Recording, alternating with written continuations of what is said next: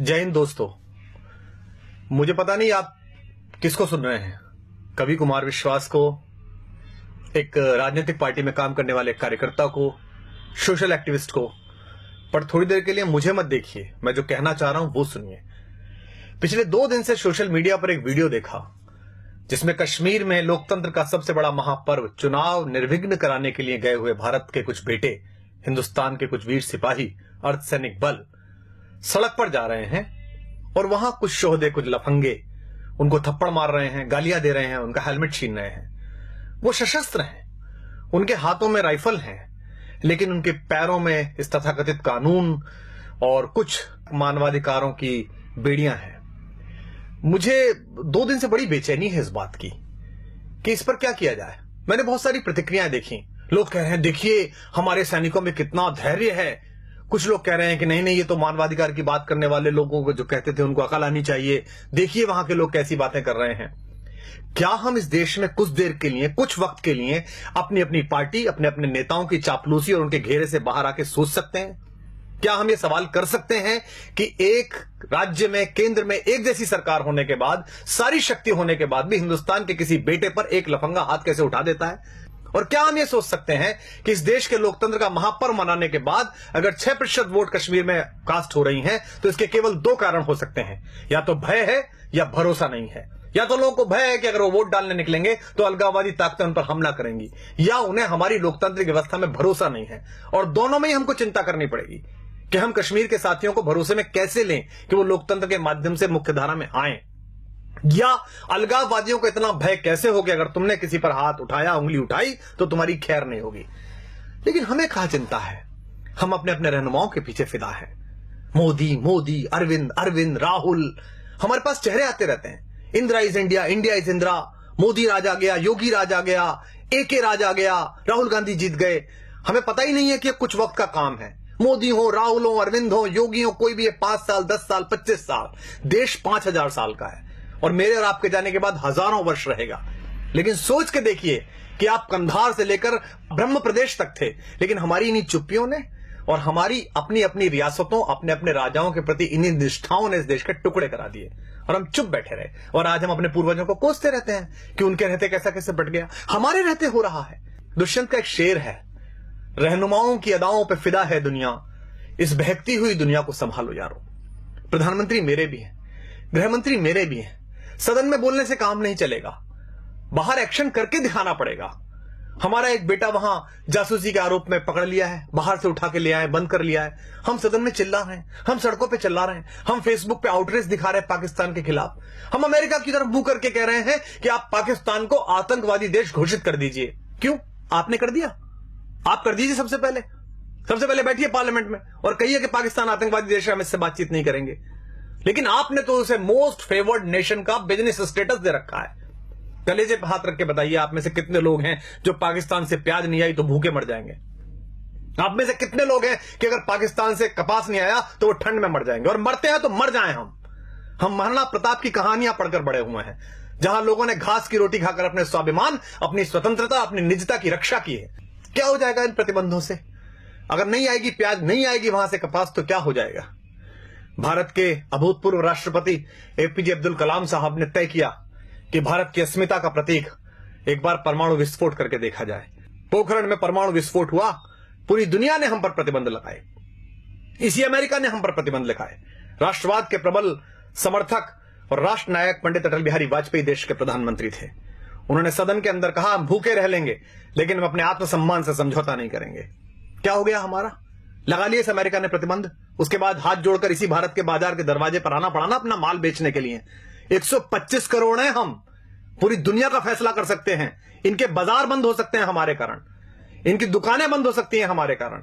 इसलिए तय करिए, इन प्रतिबंधों से डरना नहीं है, इनकी गीदड़ भभकियों से नहीं डरना है।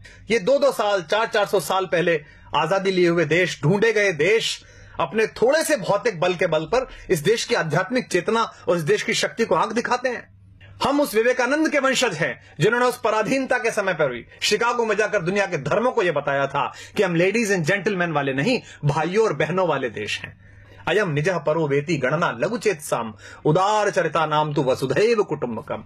इसलिए हम वसुधा को कुटुंब समझते हैं। लेकिन यह भी ध्यान रखिएगा, युद्ध की संभावना में जी रहे सब देश सुन लें, युद्ध भी है, बुद्ध भी है, जिसे चाहे उसे चुन लें।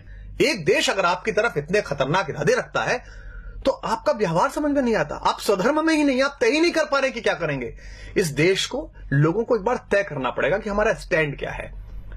तो आप सबसे अनुरोध है कि ये जब कहा गया कि रहनुमाओं की अदाओं पर फिदा है दुनिया, इस बहकती हुई दुनिया को संभालो यारो, तो दुष्यंत ने इसी गजल में यह शेर भी कहा था कि कौन कहता है कि आकाश में सुराख नहीं हो सकता, एक पत्थर तो तबीयत से उछालो यारो। अगर आप राष्ट्रवाद का नाम लेकर लोगों का विश्वास मत हासिल करेंगे और उसके बाद राष्ट्रवाद के प्रबल प्रवर्तक बेटे वहां थप्पड़ से पीटे जाएंगे तो लोग आपसे सवाल करेंगे। अगर आप भ्रष्टाचार मुक्ति का पर्व लेकर दिल्ली में सरकार बनाएंगे और उसके बाद आप ही के लोग भ्रष्टाचार के घेरे में होंगे और आप मौन हो जाएंगे, उन्हें बचाने की कोशिश करेंगे, तो लोग आपसे सवाल पूछेंगे।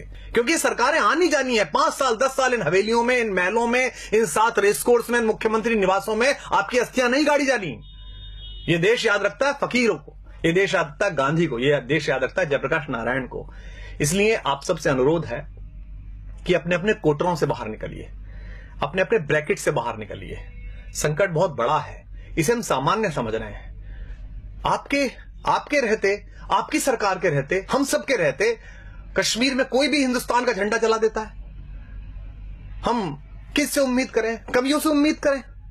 हम पिछले 10 साल से कविता सुन रहे थे, आत्महत्या की चिता पर देखकर किसान को नींद कैसे आ जाती है देश के प्रधान को।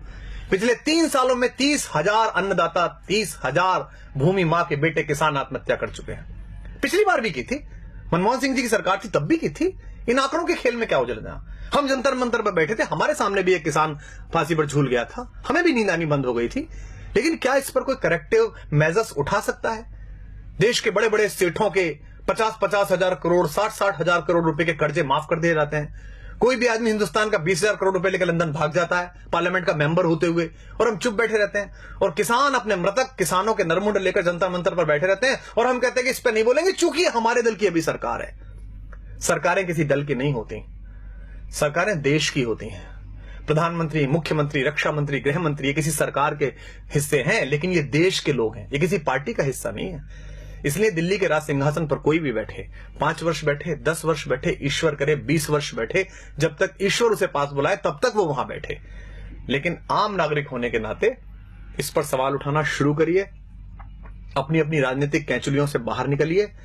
अन्यथा इकबाल ने एक शेर कहा था, हमने उसे गंभीरता से नहीं लिया और आज हम भारत, पाकिस्तान, बांग्लादेश के 3 टुकड़े देखते हैं। इकबाल ने जब यह शेर कहा था तब बर्मा से लेकर कंधार तक सिर्फ हम थे, हिंदोस्तान थे, सिंध नदी के आर पार पूरा भारत था। इकबाल ने कहा था, वतन की फिक्र कर नादा, मुसीबत आने वाली है, तेरी बर्बादियों के मशवरे हैं आसमानों में, न संभलोगे तो मिट जाओगे हिंदुस्तान वालों, तुम्हारी दास्तां तक भी न होगी दास्तानों में।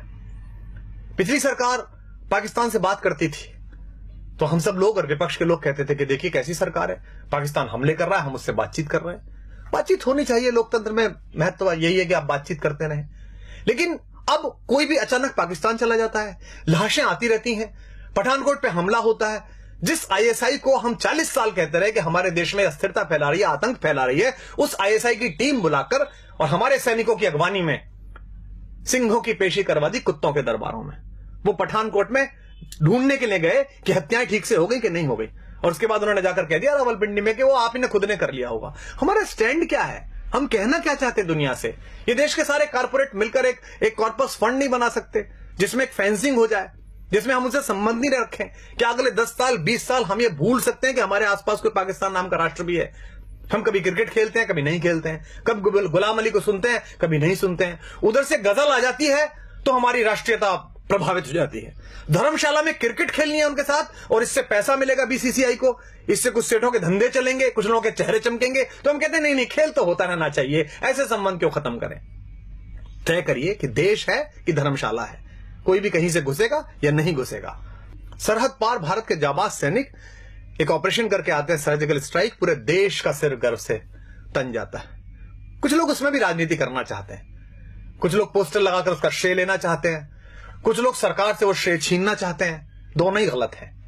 उन सैनिकों को सलाम जिन्होंने बहादुरी के साथ भारत माता का मान ऊंचा किया और घर में घुस के उन आतंकवादियों को मारा। लेकिन उसी सेना का एक सिपाही हमसे शिकायत करता है देश से कि भाई आपके नेता आपके अफसरों की मिली भगत से मेरी दाल वो खा गए, मुझे हल्दी का पानी पीना पड़ रहा है, तो हम चुप हो जाते हैं। हमको लगता है नहीं अब चुप रहो, सरकार तो अपनी है। वो सिपाही किसका है, सरकार का कि भारत का? वो सिपाही भारतीय जनता पार्टी, आम आदमी पार्टी या कांग्रेस का नहीं है, वो हिंदुस्तान का सिपाही है। अगर आपने उसके हक में बोलना बंद कर दिया तो हिंदुस्तान की माएं अपने बेटों को सजा के सरहद पे भेजना बंद कर देंगे। आप नहीं जाते लड़ने, सैनिक जाता है। इस उंगली में एक पिन घुसा कर देखिए, उससे पता चलता है कितना दर्द होता है। वो सीने पर गोली खाने के लिए तैयार रहता है आपकी दृढ़ता के बल पर। एक सिपाही कहता है कि मुझसे काम कराए जा रहे हैं घरेलू, मेरे प्रति अत्याचार किया जाता है, तो वो गायब हो जाता है, मृत मिलता है, और हम बोलते नहीं है इस पर। मुझे भी याद है, मैं बहुत छोटा था, डॉक्टर मुरली मनोहर जोशी देश के एक बहुत बड़े राष्ट्रवादी नेता, भारत के मानव संसाधन विकास मंत्री बने बाद में, एक प्रखर वक्ता, एक बड़े पढ़े लिखे व्यक्ति, वो लाल चौक पर तिरंगा फहराने के लिए गए थे। जो आज देश के प्रधानमंत्री है नरेंद्र भाई मोदी, वो उस यात्रा के संयोजक थे। हम बड़े खुश थे।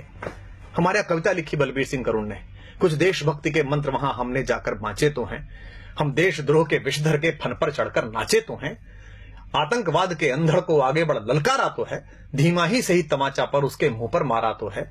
लो हमने जिद पूरी कर दी उस लाल चौक तक जाने की, अगली बारी रावलपिंडी पर यह झंडा फहराने की। हमने कविता पढ़ी, तालियां बजाई, मुझे अब भी रोमांच हो रहा है। बहुत अच्छा लगता है जब प्रधानमंत्री दिवाली की छुट्टियों पर सियाचिन जाते हैं, उन सैनिकों को बताने के लिए जाते हैं कि आप मेरे घर के मेंबर हैं। क्या हम में से ऐसा कोई नहीं कर सकता? क्या देश के प्रधानमंत्री, रक्षा मंत्री, देश के गृह मंत्री, मैं साथ चलने के लिए तैयार हूं, आप सब साथ चलने के लिए तैयार हैं। वो पूरे कश्मीर को अपने साथ लें और कश्मीर के लोगों से कहा आइए इस बार का 15 अगस्त लाल किले पर ध्वजारोहण के बाद 2 बजे ध्वजारोहण लाल चौक पर होगा। इतना बड़ा झंडा लगाएंगे हम कि उसकी छाया और उसकी फैर फैर पाकिस्तान तक दिखाई देगी। लेकिन हम बोलते नहीं हैं। लेकिन मैं बोलूंगा और आपको भी बोलना पड़ेगा, क्योंकि स्वर लय ताल छीन लो चाहे, प्राणों से भैरव गाएंगे। हम भी अगर नहीं बोले तो खुद को क्या मुंह दिखलाएंगे? अपनी संततियों के लिए, अपने समय के लिए और अपने देश के लिए खुद को तैयार करिए। अन्यथा ध्यान रखिएगा, जो देश, जो समाज अपने वर्तमान की समीक्षा नहीं करता, उसे इतिहास तो आदर देता ही नहीं है, भविष्य भी उसके लिए रास्ता देने से इनकार कर देता है। तो आप सबसे अनुरोध है, यह कष्ट साझा है, मेरा भी है, आपका भी है, क्योंकि न तेरा है न मेरा है, यह हिंदुस्तान सबका है। नहीं समझी गई ये बात तो नुकसान सबका है। मुझे आशा है कि युग के इस छोटे से चारण की, युग के इस छोटे से चंद्रबरदाई की आवाज इन नवीन पृथ्वीराजों के कान तक पहुंचेगी, इन चंद्रगुप्तों के कान तक पहुंचेगी, चाहे वो दिल्ली के छोटे सिंहासन पर हो या दिल्ली के बड़े सिंहासन पर हो।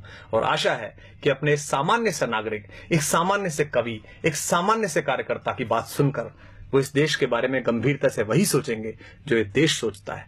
अगर आपको बात ठीक लगी हो तो इसे दूसरों तक पहुंचाइए, इस आवाज को इतनी बड़ी बनाइए कि इस देश की सरकारों को, इस देश में पॉलिसी तय करने वालों को, इस देश की गति नियति की दिशाएं तय करने वाले उन सब लोगों के कानों तक, उनकी आंखों तक यह आवाज पहुंच सके। जय हिंद, जय भारत, वंदे मातरम।